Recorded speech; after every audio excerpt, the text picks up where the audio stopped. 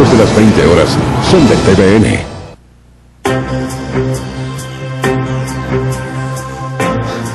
Estamos de vuelta aquí en Vía Pública. Veo en el monitor de nuestro canal hermano, TVN, que están dando ahí todavía Volver Temprano, la teleserie que ha generado discusión no solamente desde el punto de vista televisivo, sino que desde el punto de vista social. Y a partir del tema que surge ahí, se ha instalado nuevamente esto de ¿saben los padres dónde están los hijos? Es un tema que recurrentemente aparece. A partir del ejemplo que les mostramos hace un rato, lo que ocurrió en una discoteca en Viña del Mar, donde jóvenes consumiendo éxtasis terminaron intoxicados, pero no solamente a partir de eso, sino que en tantas otras oportunidades donde los padres creen que sus hijos están en un determinado lugar o con un determinado amigo o amiga, o con un determinado comportamiento y están haciendo cosas muy diferentes. ¿Saben realmente los padres y cómo es la relación padre-hijo? Bueno, lo que vamos a conversar esta noche para poder entenderlo un poquitito mejor. Vamos a conversar con Edmundo Campuzano, psicólogo y académico de la Universidad Mayor. Edmundo, gracias por estar aquí, bienvenido. Encantado, gracias. Nicolás Dualde, director del Instituto Nacional de la Juventud, gracias por estar aquí, bienvenido. Muchas gracias a ti por la invitación. Víctor Cabrera, psicólogo de la Universidad Autónoma, gracias por estar aquí, bienvenido también. Gracias a ti, Juan Manuel. Voy a partir contigo, Nico, después sigo con ustedes sí, dos, pero como representante de los jóvenes. ¿Saben los papás dónde están sus hijos? ¿Crees tú, según la mirada? Entiendo que ustedes han hecho estudios y estadísticas también, hasta donde ustedes comprenden. ¿Saben realmente los papás en qué están sus hijos? No me refiero necesariamente en la noche, sino en qué están, cómo son realmente sus amigos, qué cosas les gustan, para dónde van, qué cosas realmente no les interesa. Bueno, nosotros vemos hoy día que existen cada día mayores niveles de conexión y de comunicación. Nosotros creemos que cada vez los jóvenes tienen mayores grados de cercanía con los padres, en el sentido de que ya no existe no tan solo el teléfono, sino que también WhatsApp, Facebook, Twitter, etcétera, distintos mecanismos donde los jóvenes se van comunicando con los padres a través de otras vías. Los padres pueden incluso conocer muchas veces cómo los jóvenes actúan en distintos espacios. Yo creo que existe mayores grados de comunicación y de conexión entre ellos, por lo tanto, hoy día un padre puede estar mucho más informado acerca de dónde está su hijo, qué está haciendo y cuáles son las conductas que realiza habitualmente. Ya, por lo tanto, en teoría debiese saber. En teoría debiese estar un poquito más informado. ¿Y tú, en percepción, has visto en las conversaciones que tienes con los jóvenes, y me imagino también con padres, es que saben o no necesariamente? Bueno, eso va variando en cada caso, pero la verdad las cosas que nosotros, por lo menos la conversación que tengo habitualmente con jóvenes o los foros que participamos, yo me doy cuenta que cada vez los jóvenes prefieren informar más que nada, prefieren que se conozca dónde están, qué están haciendo. Los jóvenes hoy día saben las conductas de riesgo que existen al hecho de ser jóvenes, y estas conductas de riesgo las asimilan, las toman y las hacen suyas. Por tanto, nosotros como Instituto Nacional de la Juventud no tan solo hemos investigado acerca de cuáles son las conductas de riesgo de los jóvenes, sino que además los jóvenes intentan evitarlo, intentan hacer cosas para evitarlo. Por ejemplo, desde tomar un taxi para volverse después de un carrete a sus casas, por ejemplo, también ha sido uno de los motivos de investigación nuestra. O por ejemplo, el consumo de alcohol, intentar hacerlo lo más responsable posible dentro de los límites de un carrete, por supuesto, y tratar de disminuir. Se dan cuenta que existe ese tipo de riesgos, los riesgos los asumen con cierto grado de seguridad o de responsabilidad. Ya, vamos a entrar a ese punto en un segundo más del mundo. ¿Saben los papás dónde está realmente su hijo? Mira, yo creo, Juan Manuel, que aquí se juega uno de los temas más importantes en el desarrollo de una persona.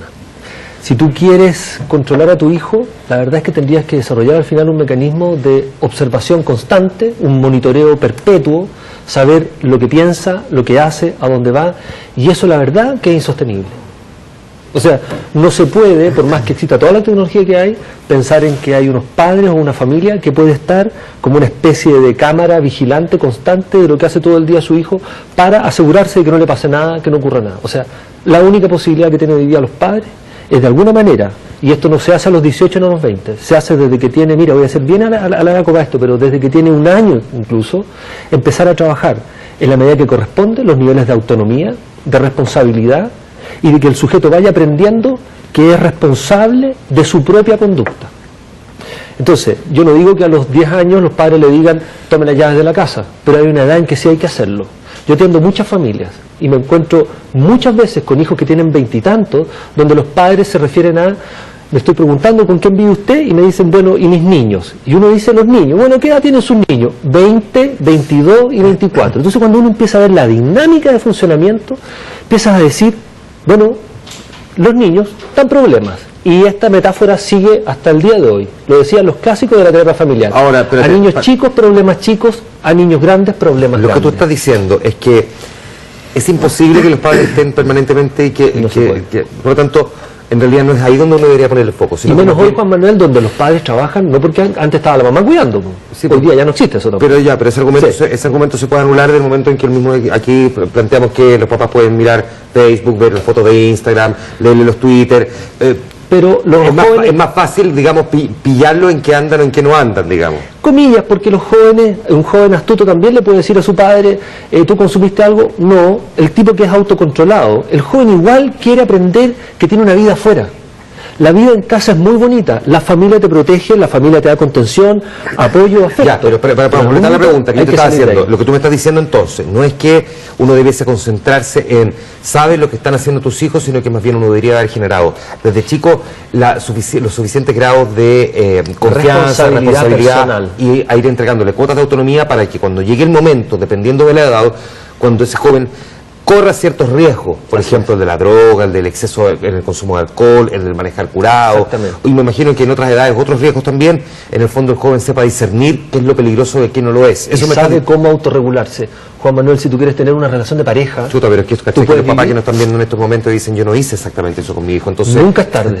Nunca es tarde. Pero tú dijiste a partir de un año, entonces los papás que dicen mi hijo ya tiene 14, yo creo, y que en estos momentos, en enero, mi hijo está en la playa, y yo estoy a 150 kilómetros de mi hijo, ya no generé ese vínculo como me lo está describiendo este señor en la tele. Lo puedo empezar a cambiar. Por ejemplo, mi hijo acaba de entrar a la universidad y nosotros nos damos cuenta que no hemos hecho ese paso con él. Podemos ahora que entró a la universidad decirle, mire mijito, sabe que nosotros, aunque tengamos plata para pagarle todo el año que usted quiera, la universidad se paga hasta los 26 años, y de ahora en adelante es responsabilidad suya. ¿Cómo lo va a hacer? Pero si yo sigo preguntándole los lunes, se levantó, tiene prueba, ¿cómo le fue ayer? Estudió, pero si esa conducta era del colegio. Entonces, si yo no cambio mi forma de comportarme con mi hijo, no puedo pedir que él se comporte como adulto también. Y no digo que sea responsabilidad de los padres solamente. Ya, te pregunto a ti también, Víctor, ¿cuál es tu mirada sobre este punto? Porque aquí los papás, hoy deben estar preguntándose, en estos momentos, los papás que tienen a sus hijos de vacaciones y que no están con ellos, sobre todo los más adolescentes, los que ya tienen estos grados de autonomía, ¿con quién estará mi hijo? ¿Estará seguro? ¿Estará tomando mucho? ¿Estará vinculándose a las drogas? Bueno, en realidad la mirada para poder analizar el caso de los adolescentes y su libertad y su autonomía, indudablemente que habría que analizarlo de distintas posiciones, de distintos focos de atención. En la consulta, y yo coincido con el mundo en ese sentido, nosotros nos vemos enfrentados a innumerables situaciones de padres acongojados, aproblemados, absolutamente sin control de sus adolescentes. Pero yo me quiero tomar las palabras del mundo, en el sentido de que hay una suerte de fantasía familiar que da cuenta de que estos hijos que hoy día tienen 18, 19, 20 años siguen siendo los niños. Entonces, cuando, como dice Maturana, y quiero hacer la alusión a este científico chileno, las palabras hacen realidades. Y cuando nosotros decimos estos son los niños, asumimos per se que no son personas que se están construyendo como adultos. Entonces, finalmente lo que va ocurriendo es que vamos tratando a individuos que van a la adultez efectivamente como niños. Y vamos en el camino, dado innumerables circunstancias sociales, laborales, estrés y qué sé yo, perdiendo el norte en cosas que son centrales y claves en la dinámica familiar. Por ejemplo, la comunicación. La comunicación, la apertura, la transparencia, la tolerancia, la apertura, el no asustarnos por lo que está ocurriendo con el adolescente, muy por el contrario, darle toda la apertura y oportunidad para que este adolescente sienta que ese espacio familiar es un espacio donde él puede decir y donde él podrá seguir siendo él. Y no, espérate, perdona que me interrumpa aquí, pero voy a mirarlo al revés también, que suele ocurrir muchísimo, y seguramente aquí tú vas a estar de acuerdo conmigo, Nico, en que los papás suelen tener este tipo de discusión con el hijo cuando a este hijo al que le dieron más grado de autonomía, cuando se manda un pastelazo, un condoro, dice, viste, no te puedo tratar como adulto. Entonces, claro, es distinto, pero se produce el efecto inverso, entonces termina tratándolo como niño, porque dice, cuando te doy grado de autonomía, a todos, los más responsables, hasta los menos responsables, cuando nos han dado grado de autonomía, nos hemos mandado algún condoro. Pero entonces se manda el condoro y existe esta reacción de, no te puedo tratar como adulto. No, claro. Entonces, y vamos para atrás, sí. Bueno, pero mira, es que si lo analizamos desde ese punto de vista, es tomar la historia a mitad de camino.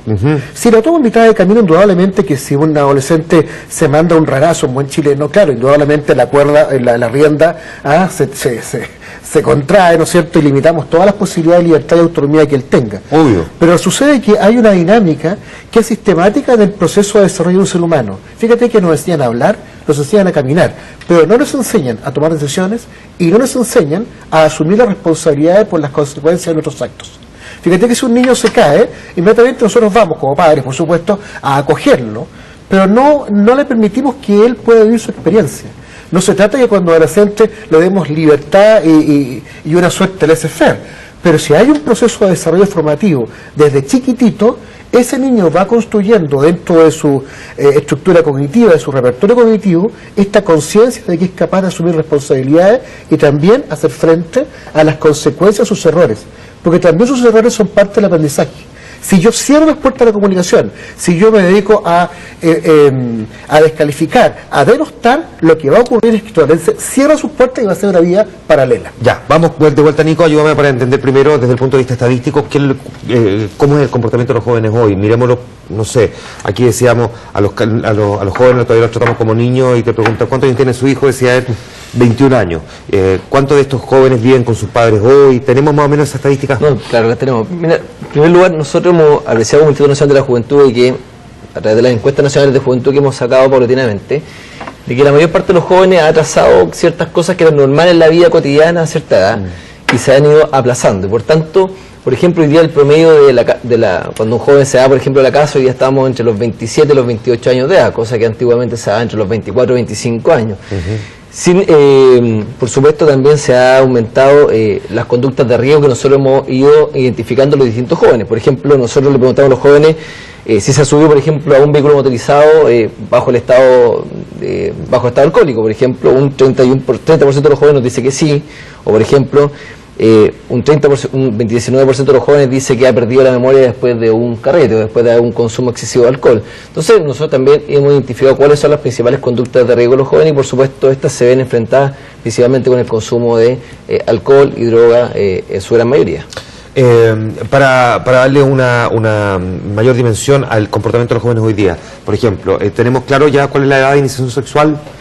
Lo que pasa es que nosotros no preguntamos cuál es la edad de iniciación sexual, nosotros sacamos le vamos preguntando distintos tramos de edad a los jóvenes, a qué edad se fueron iniciando sexualmente, por lo tanto pasan el 50% de los jóvenes, aproximadamente a los 17 años, pasa el 50% de los jóvenes, y nosotros podemos decir que más de la mitad de los jóvenes ya está iniciado sexualmente. Ya, ¿y cuánto consumen drogas? Tampoco... Nosotros tenemos una estadística de consumo de droga que va en un 62% de los jóvenes ha consumido alcohol, como drogas lícitas, un 49% de los jóvenes ha consumido tabaco y un 17% de los jóvenes ha consumido marihuana. Y esos jóvenes... Y entre un 3 y un 4% consumido cocaína, que es un estándar de consumo de cocaína bastante... ¿Estamos hablando de jóvenes de qué edad? De entre los 15 y los 29 años, ese es el promedio de edad que nosotros preguntamos. Ya, de 29 está... Y lo que pasa es que son jóvenes para el Instituto Nacional de la Juventud, nuestra estadística. No, claro.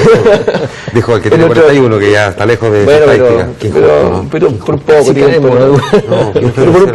Por un tiempo pequeño, se va a hacer un Uber.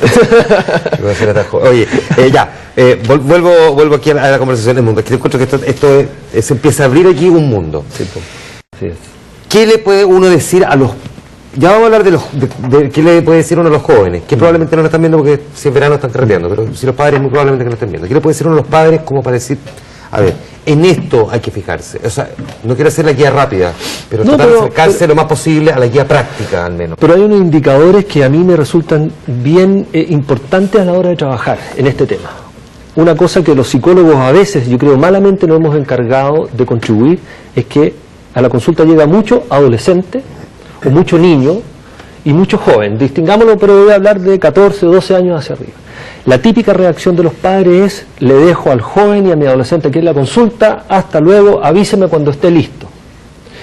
Y la clásica complicación es pensar, que el típico error que comete la familia es pensar que el problema está dentro de ese sujeto, que tiene alguna falla en su personalidad, que tiene alguna aberración interna, del tipo que sea, pero piensan que el problema es el joven. Y no el entorno más inmediato. El 90 y permítanme, colega Víctor, no sé si estás de acuerdo conmigo, pero uno que trabaja en clínica familiar se da cuenta que, salvo los problemas orgánicos, de origen orgánico, más del 90% de los problemas que presentan, sintomatológicos, consumo, abuso, baja de nota, deserción escolar, conflicto, mal genio, irritabilidad, sintomatología depresiva, lo que me digas de origen psicológico, en el 90 y tanto por ciento, el problema no está dentro del sujeto, está en la dinámica de las relaciones familiares.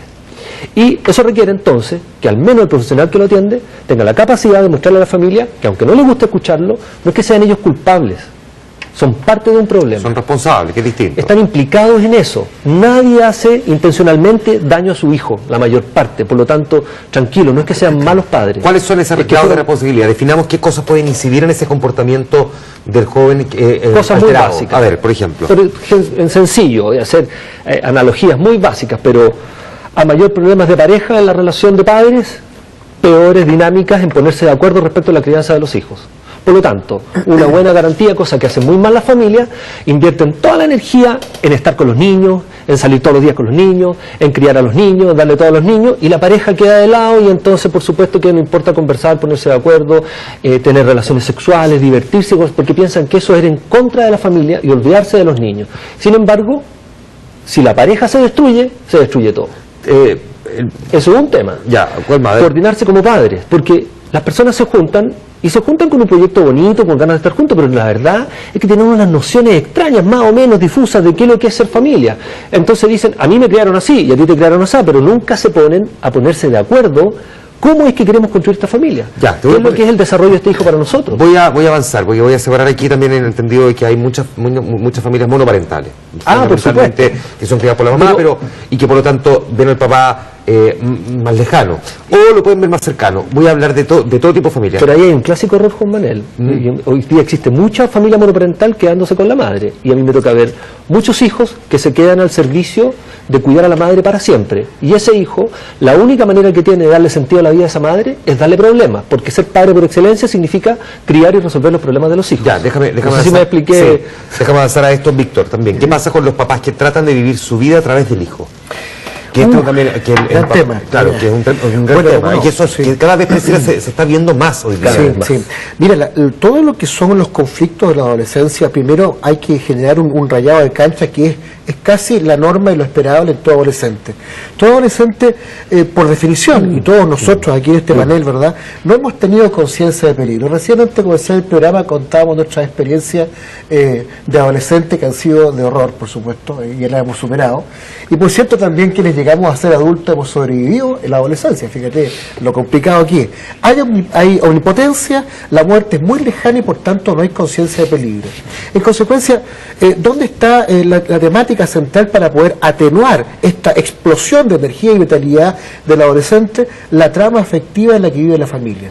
Y de alguna manera lo que nos dice el mundo es absolutamente cierto. En la consulta, la mayor cantidad de situaciones de adolescentes con problemas de, qué sé yo, de elegir una carrera, con problemas de identidad, etcétera, son fruto de familias que lamentablemente, porque no uno puede andar poniendo el dedo en la llaga y criticar como que fuéramos nosotros acá omnipotentes, que lamentablemente situaciones de falta de comunicación, problemas conyugales, separaciones, lamentablemente, estrés laboral, esa cosa del rendimiento laboral. Fíjate que la gente está centrada, aquí voy a emplear una palabra de Heidegger, en lo cosístico. La sociedad nuestra es de las cosas, no del ser. Y estamos tan preocupados por mantener un nivel y un estatus socioeconómico, que estamos y nos va la vida en eso.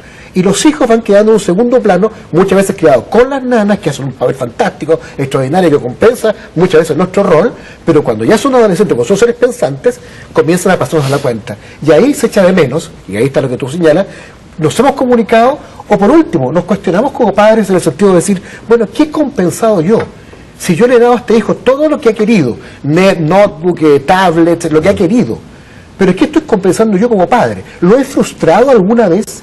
¿Hemos sido capaces, yo y tu madre, de frustrarte a ti para que entiendas que las cosas no son como tú quieres y el momento que tú quieres? Déjame recoger eso y preguntarte, Nico, en tu experiencia, en la posibilidad que tú has tenido de conversar con jóvenes, en la distinta mirada de la realidad social. Yo sé que me imagino que este es un elemento que se puede cruzar, no importa si proviene de una familia con mucha, poca plata, monoparental o no. ¿Existe, crees tú, una diferencia, una distancia, podríamos decir, no sé, más liberal probablemente o más desprejuiciada del comportamiento de los jóvenes versus la que tuvieron los padres, por ejemplo, frente al tema del sexo, al tema de las drogas, al tema del consumo de alcohol, al tema de la condición sexual, y que los jóvenes, por lo tanto, sienten que no tienen un lenguaje que les permita entenderse bien con los papás? Lo voy a decir más en simple, que los papás son más prejuiciosos porque son más criados a la antigua que estos jóvenes, ¿O sientes que no necesariamente transita por ahí eventualmente un problema? Nosotros hemos, una diferencia, si bien nosotros estamos viendo que aquí, tanto Víctor habla, y el mundo habla de la parte más psicológica de los jóvenes, nosotros desde el Instituto Nacional de la Juventud nos toca abordar más que nada la percepción desde los jóvenes. Sí. Y mi rol como director del instituto es más que nada defender que los jóvenes son muy responsables. ¿Sí? Entendiendo eso. Entendiendo eso. Nosotros nos dedicamos a hablar. Los jóvenes son responsables y además la culpa la tiene el INJU. Nosotros nos dedicamos a hablar acerca de los jóvenes. Pero más allá de eso. Espérate, está bien. Estamos centrando en los jóvenes con problemas. Sí, eso. Creo que puede hacer la precisión. Porque yo estoy planteando aquí dónde está la incomprensión del padre respecto del hijo y de si sabe los padres entre los hijos. No digo que todos los hijos, absolutamente. Se podía entender exactamente así, no es eso lo que queremos plantear. Muy bien, buena aclaración para los jóvenes. Pero nosotros hemos visto efectivamente de que los jóvenes, cuando le preguntamos acerca de sus percepciones, acerca de valores, por ejemplo, en cuanto a los jóvenes, son mucho más liberales y sienten que están mucho más abiertos a varios otros temas que los padres no se sentían de acuerdo, desde la legalización de una serie desde la droga hasta todo lo que tiene que ver con matrimonio sexual, vida en común. Los jóvenes son mucho más abiertos a ese tipo de temas y por supuesto cuando se enfrentan a la opinión de los padres se ven con opiniones muchas veces disímiles y quizá en eso falta un poco más de comunicación y de entendimiento que los jóvenes están viviendo en otra era donde están mucho más abiertos a todo este tipo de temas. Sin embargo, nosotros también sentimos de que los jóvenes en eso mismo cada vez están adquiriendo mayores conductas de responsabilidad en el sentido de cómo su comportamiento, cómo ven ellos que su comportamiento social se va dando. Y es por eso que pasada hace un poco una buena encuesta que nosotros tenemos rápidamente cerca de cómo los jóvenes ellos mismos se toman en cuenta y cómo ellos mismos ven su percepción acerca de la responsabilidad que están asumiendo día a día. No tan solo en el momento que van a carretear, en el momento que salen con los amigos, sino que también en el momento que consumen cierto... incluso nosotros hemos preguntado en alguna encuesta, cuando consumen algún tipo de droga, por ejemplo, prefieren hacerlo en lugares donde ellos se sientan más resguardados, más seguros en el momento de hacerlo. O sea, aquí quiero apuntar con esto, que efectivamente existe una responsabilidad de muchos jóvenes, pero ellos toman estas actitudes de forma mucho más responsable al final del día. Deciden asumir esos riesgos y lo hacen de manera mucho mayor con responsabilidad. Sí, pero dame un segundo, para completar esto que tú estás describiendo, quisiera, y aquí esperaría la respuesta de ustedes también. Para entender bien entonces, los jóvenes podrían en algún momento también hacer parte de esta omisión en el diálogo con los padres frente a cosas que ellos hacen, cosas que les interesan, cosas que consumen, cosas que ven y cosas que disfrutan, precisamente porque tienen un temor a esta incapacidad del padre de poder entenderlo o de tener la suficiente amplitud, no sé cómo denominarlo, no quiero decir que los padres son estrechamente, pero probablemente... la mentalidad más análoga, por decirlo así. Esto de percepción, yo creo que efectivamente eso se va dando, o sea que cada vez que uno ve que los jóvenes tienen alguna actitud mucho más liberal y sienten mucho más abiertos a varios otros temas y sienten que los padres no tienen esa misma respuesta, claro que sienten que no hay, son opiniones muy disímiles, por supuesto no sienten esa misma energía, o sea, sienten que están hablando de un lenguaje totalmente distinto, no se sienten atraídos a conversar muchas veces algunos temas con los padres o simplemente deciden no conversar con ellos porque saben que al otro lado van a tener una respuesta rotunda que no, entonces... es importante recordar, Juan Manuel, que todo lo que estamos considerando ahora como jóvenes se criaron en otra cultura. Quizás tú no, pero los demás sí nos criamos. Estos jóvenes... ¿Cuántos años tienes solo? 46. ¿Sí? 28. Ya. En nuestra generación, Juan Manuel, en nuestra generación, culturalmente, los jóvenes, los niños, no eran un sujeto de derecho. Nosotros, si nos golpeaban un coscorrón en el colegio, uno no lo contaba en la casa porque probablemente le llegaba otro coscorrón. ¿Sí?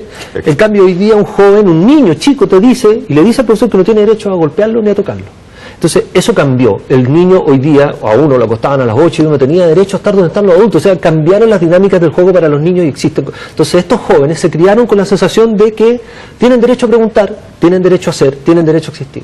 Ahora, cuando un joven, si yo veo como joven que estoy estudiando, me va bien, hago todo lo que corresponde, pero de repente también, no sé, un joven se fumó un pito, yo creo que ese joven tiene la capacidad de decir, si le cuento a mi mamá que me fumé un pito, probablemente la voy a angustiar mucho, entonces me callo esa conducta, pero por otro lado... O no lo va a entender también. O no lo va a entender y entonces ¿para qué la voy a problematizar con eso? Pero también ese joven puede ser sensible y decir, mis papás estarán en condiciones de entender esto, y ahí tiene que ver con lo que decía Víctor, de la capacidad y que él es capaz de leer cómo está esa dinámica relacional. Ahora, uno ve cosas extrañísimas, Juan Manuel. A mí me toca atender muchas parejas que me dicen, tú sabes que en Chile creo que hay cerca de 28 peticiones de divorcio al día. Eso significa que uno le toca atender mucha gente que dice, estamos separados. ¿Sí? ¿Y dónde vive usted? No, si vivimos en la casa todavía.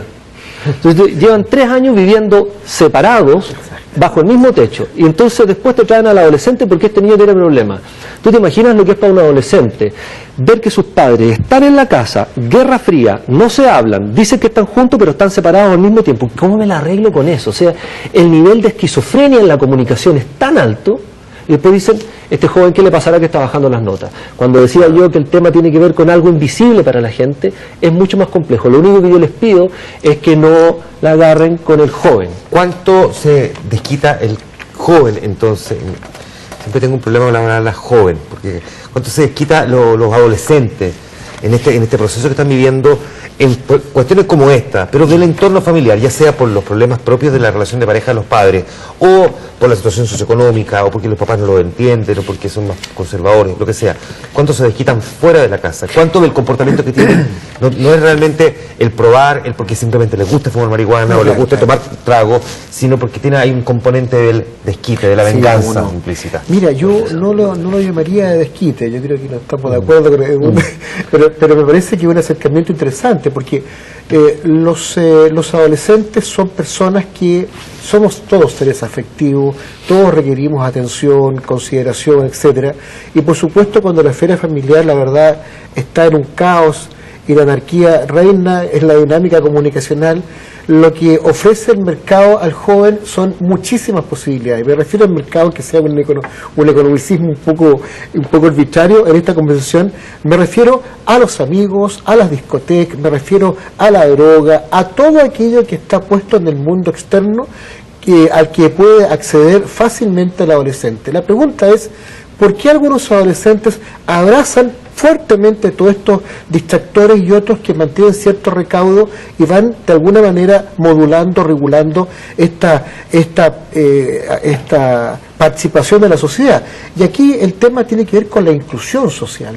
O sea, si dentro de la familia hay una desestructuración tal que el afecto no es el común denominador que está presente en la dinámica familiar, el afecto, la consideración, el valor personal y la inclusión están puestos afuera. Y muchas veces el adolescente, y aquí quiero concordar con Nicolás, en el sentido de que no son los adolescentes la semilla del mal, ni mucho menos, ¿no? Sino que muchas veces el adolescente transgrede los propios valores fundacionales con los que ha sido criado y formado, para poder tener amigos, para ser incluido en el seno del grupo de amigos, gracias a que él consumió droga, que consumió cocaína o pasta base. Entonces ahí es el bacán, el después. Y una vez tuve un paciente, hace un tiempo atrás, que salió de la droga. Y una de las cosas que él admitía, por supuesto, un hombre con harta terapia encima, ¿verdad?, y tratamiento antidroga, y un tipo que salió adelante, me decía, oye, lo que me pasó a mí era que había tal desconcierto en mi familia que yo quería ser el rey en alguna parte. Y si en alguna parte lo fui con el grupo de amigos. Y me drogué, tomé, me borré y estaba arriba de la pelota. Entonces lo que estaba buscando ese hombre en ese discurso es decirme, mira, yo andaba buscando afecto y lo conseguí, pero el costo fue muy profundo. ¿Qué otras cosas buscan los jóvenes que vamos a acuerdo, ¿no? Que todos se curan? Que fuma marihuana regularmente, que no significa que fumen todos los días ni a cada rato, pero que fumen regularmente, me refiero regularmente varias veces a la semana. Bueno, ¿qué es lo que están buscando ellos? Porque tampoco uno podría, no sé si califica exactamente este perfil que tú acabas de describir, a lo mejor es bastante más moderado, ¿no? Antes que hablar de Nicolás, a propósito de lo que decía Nicolás, se me olvidó decirte que los psicólogos son un poco negativos, así que bueno, hay que excusarme al respecto y tratar de cambiar un poco el switch y ser un poco más positivo. Efectivamente, todos nosotros como hemos sido, porque lo son, nadie nació aquí viejo, pues Juan Manuel, o sea, por lo menos yo también fui adolescente. Entonces lo que buscamos es nuevas sesiones, nuevas experiencias, el estar probando algo porque tengo ¿Pero cuánto dura ese periodo? Algunos no se les termina. Aún estamos algunos en esto, ¿no? Y te digo, mira, es terrible. Había un autor importante de la psicología que se llamaba Murray Bowen y decía que una de las tareas fundantes del desarrollo de un sujeto es lo que él llamaba la diferenciación del yo familiar.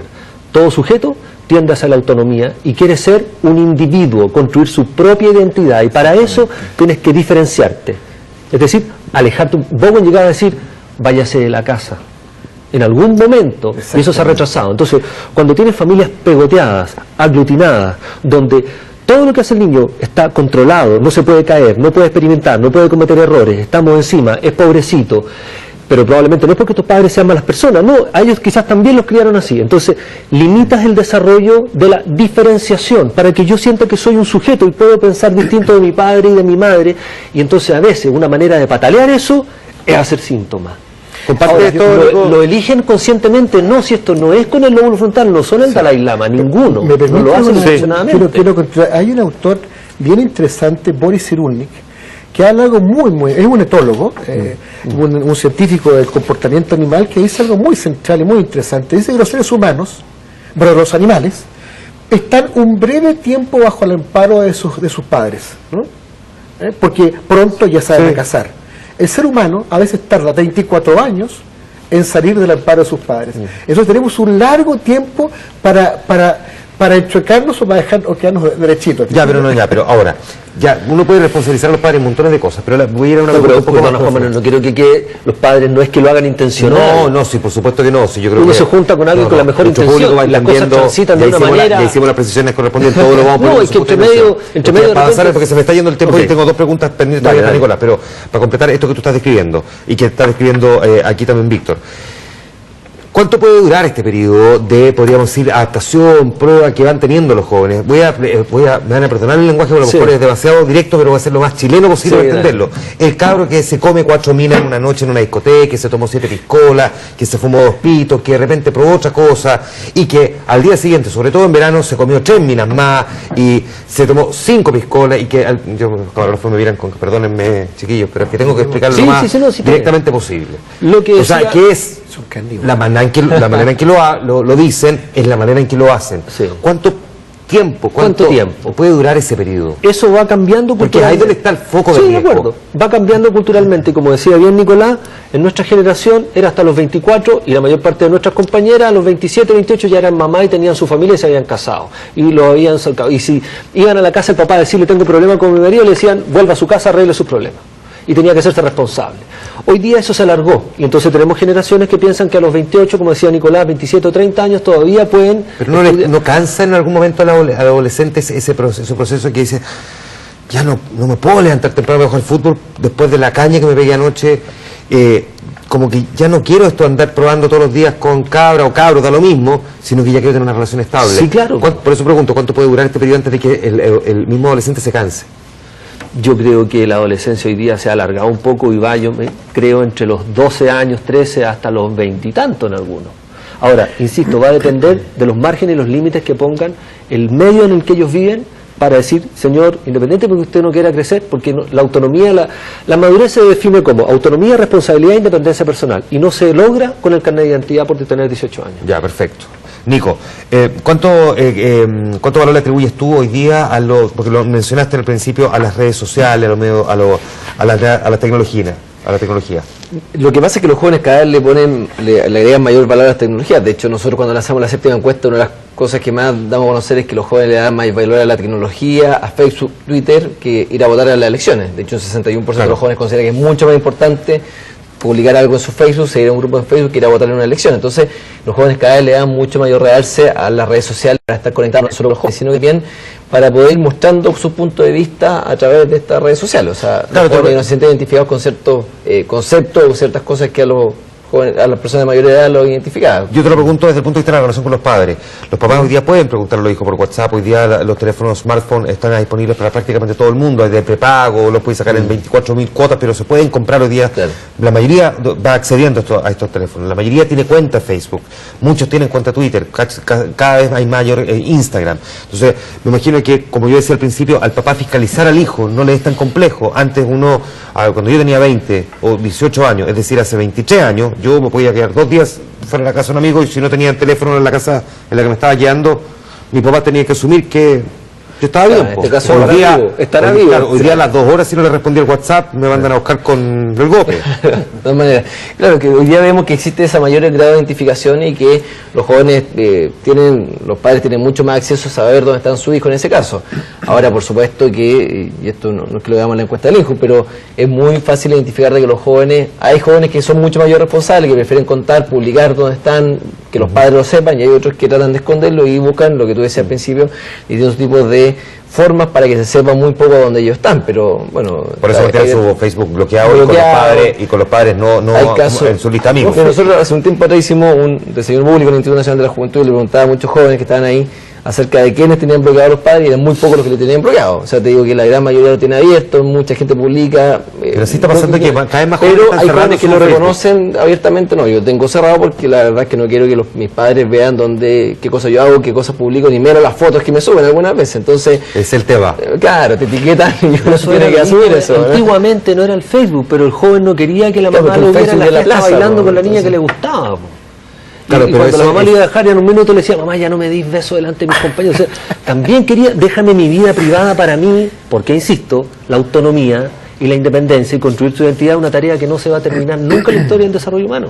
Todos queremos eso. Pero por lo tanto tú sí le atribuyes una relevancia hoy día y por lo tanto un mecanismo útil para los padres para poder comprender mejor, no para fiscalizar necesariamente, para saber en qué anda mi hijo, pillarlo, sino que para poder entenderlo mejor. Yo creo que hoy día existe ese mecanismo, hay que tratar de usarlo. Yo creo que mientras exista acuerdo, o por lo menos yo lo que yo veo es que mientras exista acuerdo entre los padres y los hijos de que una herramienta social más que se va a ir prestando, y que los padres obviamente no lo utilicen solamente para controlar, sino que también para poder darse cuenta, para comunicarse con su hijo, yo creo que es una herramienta absolutamente legítima. O sea, no me parece bien tampoco de que el Facebook se preste o otro tipo de herramientas sociales se preste para poder estar haciendo una especie de control, sino que más que nada para poder comunicarse abiertamente como uno se comunicaría con cualquier otra red social, y habituarse que esta es la nueva forma de comunicarse en la plaza pública hoy día esta. Pues. Ya, por último, Víctor, tú sobre este punto también.